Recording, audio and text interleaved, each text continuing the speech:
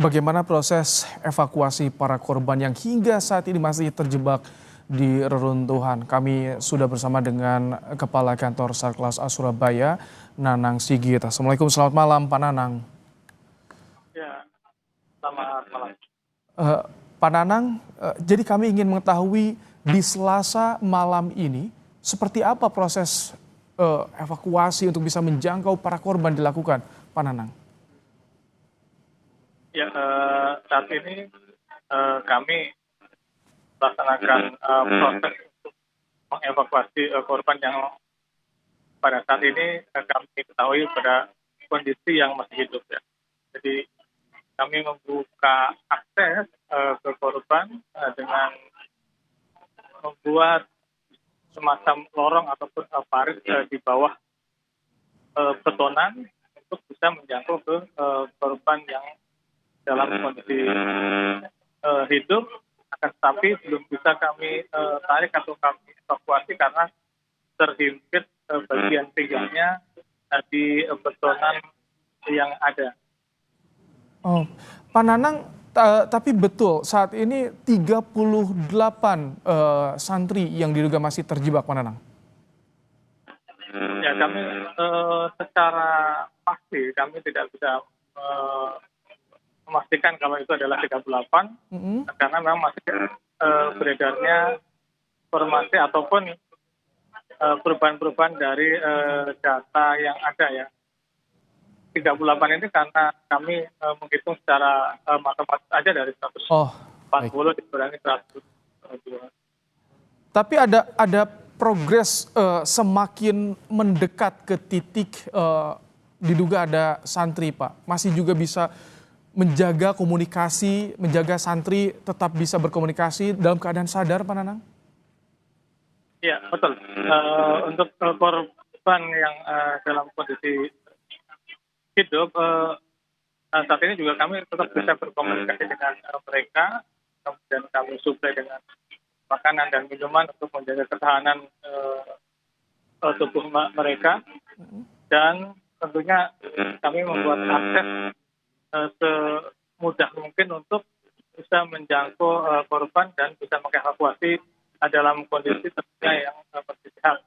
Di samping itu, untuk sore hari ini juga kami mengidentifikasi ada 6 korban lainnya yang dimungkinkan masih dalam kondisi hidup. Kami menggunakan scam, kemudian ada respon dari korban yang 6 ini, respon dari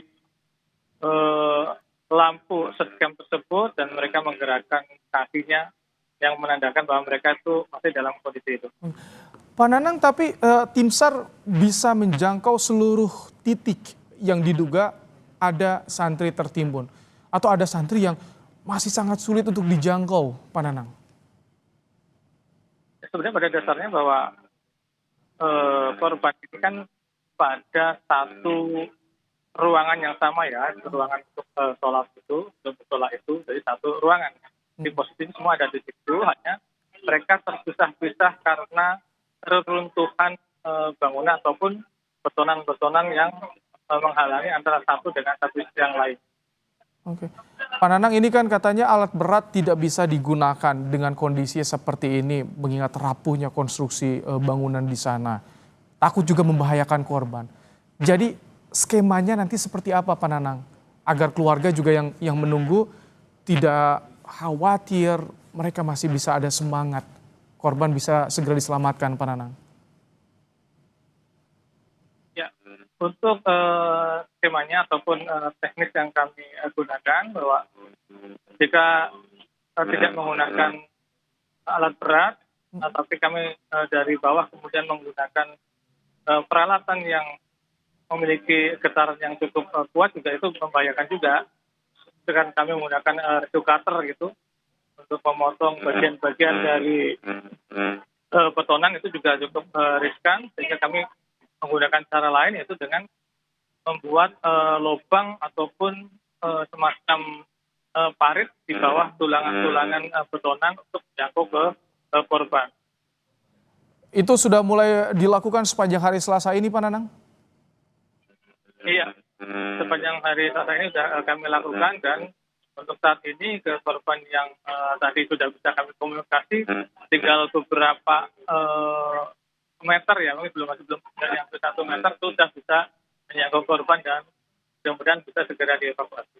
Amin tentunya. Ini kan tim SAR silih berganti ya Pak Nanang, artinya tidak dihentikan walaupun malam terus berupaya untuk mengevakuasi kendala di lapangan selain tadi konstruksi yang rapuh, yang rentan, apalagi yang dihadapkan oleh tim SAR Pak Nanang? Ya, memang untuk operasi SAR collapse structure seperti ini kami kerja 24 jam non-stop, sehingga kami kemudian membagi shift. Tiap tim itu 3 jam shift diganti dengan tim yang lainnya masing-masing 3 jam untuk mengantisipasi fatigue ataupun kelelahan dari petugas atau tim rescue yang ada.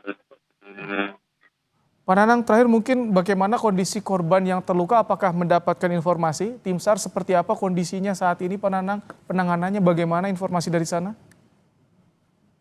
Ya, kalau untuk yang terluka saat ini dirawat di beberapa rumah sakit di wilayah Sidoarjo. Jadi kami tidak update proses perawatannya, tapi yang jelas mereka dirawat di rumah sakit Siti Hajar, kemudian Delta Surya, dan juga RSUD Sidoarjo. Baik, terima kasih. Kepala Kantor SAR Kelas A Surabaya, Nanang Sagit, telah menyampaikan bagaimana kondisi terkini proses penyelamatan santri yang diduga masih terjebak. Terima kasih, Pak Nanang. Selamat bertugas kembali.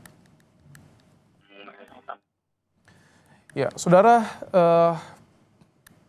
sampai Selasa malam, 10 korban runtuhan bangunan Pondok Pesantren Buduran Sidoarjo masih dirawat di RS Siti Hajar. 2 diantaranya membaik dan diperbolehkan pulang malam ini. Berikut laporan jurnalis Kompas TV, Andi